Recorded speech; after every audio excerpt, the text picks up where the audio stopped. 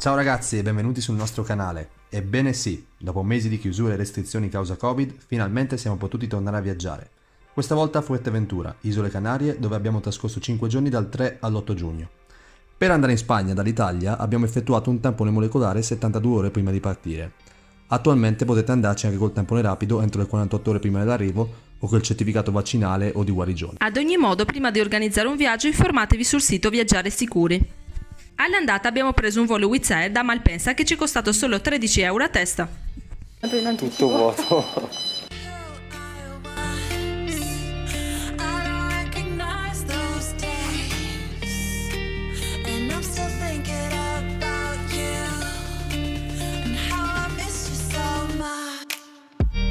Operati da circa 10 minuti, abbiamo passato anche il controllo sanitario, che è casuale, pensavo controllassero uno a uno, invece controllano proprio a random, uno sì, uno no. Io subito, lei invece è passata avanti. Stiamo andando a ritirare l'auto, dobbiamo andare a Corralejo, abbiamo il nostro hotel che è nella parte nord-est dell'isola, qui sono 40 minuti di strada circa. Per visitare l'isola è meglio noleggiare un'auto, oltre che essere più conveniente, vi farà guadagnare del tempo. Noi abbiamo noleggiato una Pelastra e ci è costato solo 107 euro. Adesso siamo in direzione Corralejo, mancano 16 km.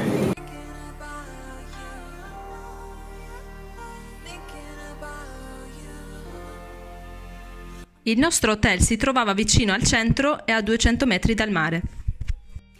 Corralejo, che si trova nella provincia di La Oliva, è uno dei centri cittadini più famosi dell'isola. È un posto molto turistico e vivace e tutto l'anno attrae moltissimi surfisti e lavoratori in smart working. Fronte spiaggia si trovano tanti posti dove poter mangiare o bere qualcosa.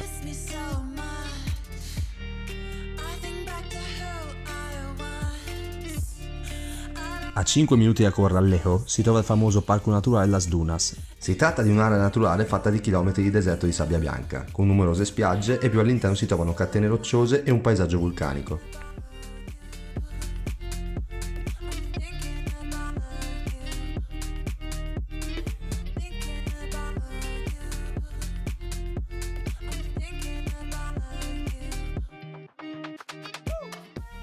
È proprio il posto adatto per fare una passeggiata e un bel tuffo.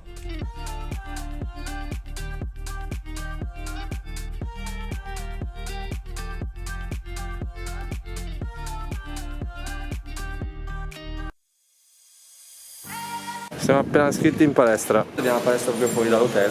Abbiamo pagato 15 euro una settimana di allenamento.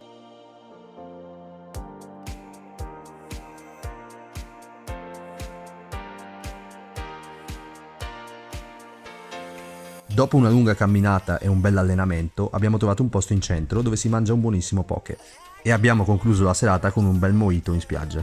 Buongiorno a tutti, oggi è il mio compleanno, andiamo a festeggiare però da un'altra parte, sono 50 km da fare con la macchina. Hai fatto benzina? Sì, me l'hanno fatta loro, costa pochissimo rispetto all'Italia, 1 euro. Ci vediamo dopo.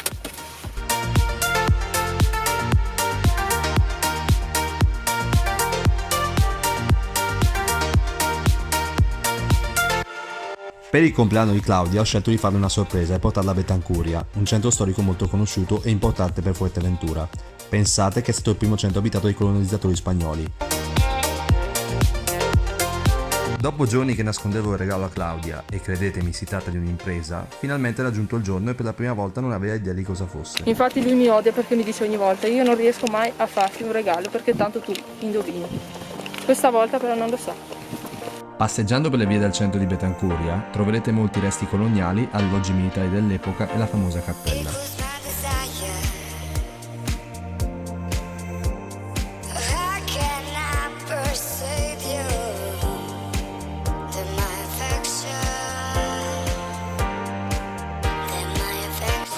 Ragazzi, siamo arrivati alla sombra, adesso mangiamo e apriamo i regali.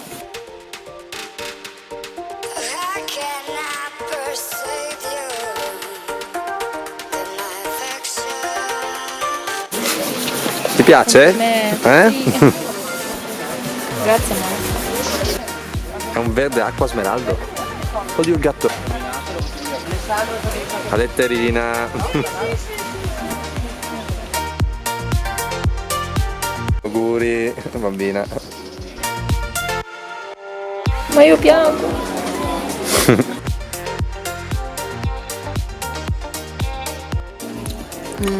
Qui abbiamo un piccolo ospite. Più altro fa compagnia a Davide. E siamo tre a tavola. Dopo aver pranzato siamo andati ad esplorare un posto unico, il barranco della Spegnitas. Stiamo andando al barranco della Spegnitas. Situato nelle vicinanze di Betancuria, potete lasciare l'auto inizio percorso e proseguire a piedi. Vi ritroverete in un paesaggio completamente africano, tutto da scoprire.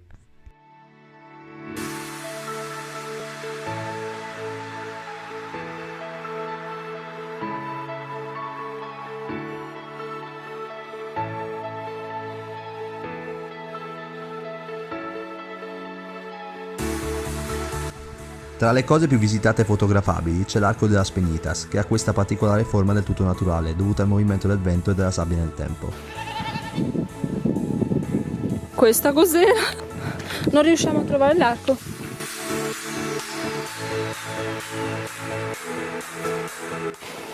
Ma perché non è qua? Abbiamo provato a salire su, ma siamo scivolati 3 volte. Si può salire però con le scarpe adatte.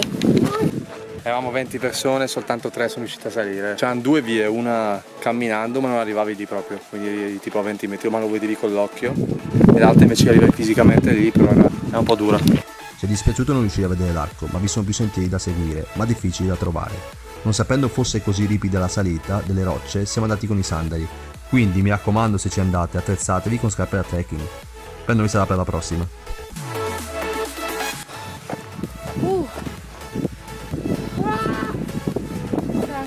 Morti. Sembra che abbiamo fatto una sauna.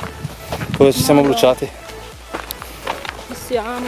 Auguri a Claudia, di 4 anni suda. Sì, stiamo tornando a Corralejo adesso. Rientrati in serata a Corralejo, ci siamo fatti una mega grigliata di pesce e post cena il solito mojito, ma rigorosamente analcolico.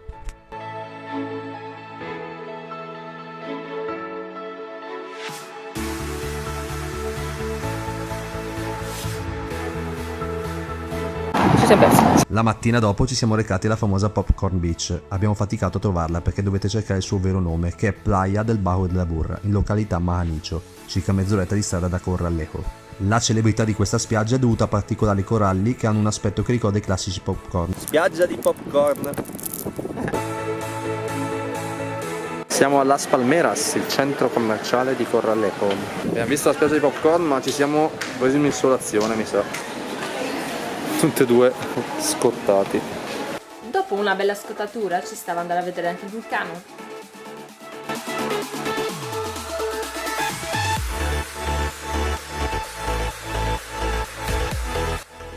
Voilà.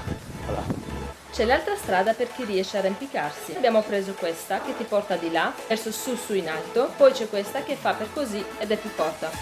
Se andate verso la Hares da Corralejo, troverete una serie di vulcani, uno di questi è il Calderón Hondo.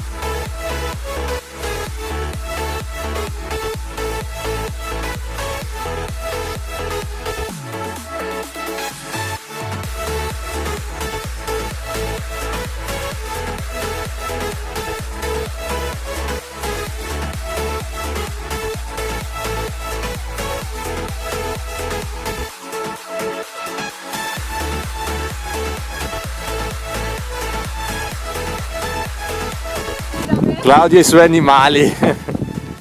Quanti scoiattoli hai nutrito oggi? 20? L'altro. Sono qua. Ma che a te? Ma certo. Forse è stata proprio l'esperienza più bella, poiché non eravamo mai saliti su un vulcano prima d'ora. È un paesaggio meraviglioso. Sono circa 40 minuti di salita, ma ne vale davvero la pena, per il panorama e l'avventura in sé. Siamo andati a visitare anche i Molinos de Villaverde, c'è una bella vista dove si possono fare anche delle belle foto.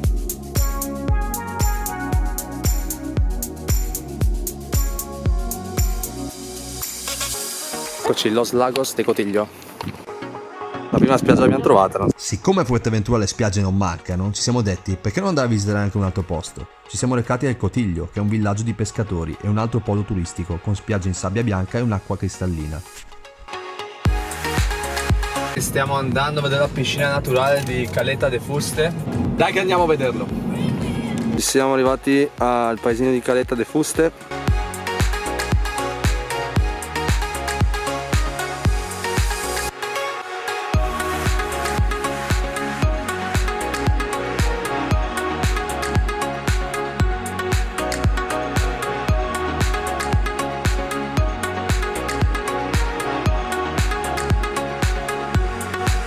trovato qua una clinica in centro a Corralejo che fa anche i tamponi antigenici, che per l'Italia, come sapete, per tornare è abbastanza rapido, deve essere fatto 48 ore prima della partenza. Addirittura il test, il risultato te lo danno dopo un'ora. È stato il tampone più veloce della storia, è stato tipo 15 secondi. Vi chiedete quanto costa il test? Costa 40 euro a persona. Come sembra il mio spagnolo? Meglio, Perfetto. È diventato più bravo. Vabbè, lui è diventato più bravo a parlare, io sono diventato più brava a capire. È vero? A parlare ancora però. È vero, capisci tutto quasi ormai. Mancano pochi giorni e ripartiamo ancora. La destinazione ancora non ve la posso dire, però sappiate che tra poche settimane siamo di nuovo in partenza. È stata davvero una bella esperienza, sicuramente ci ritorneremo. Se vi è piaciuto il video e volete seguire i prossimi viaggi, iscrivetevi al canale. A presto!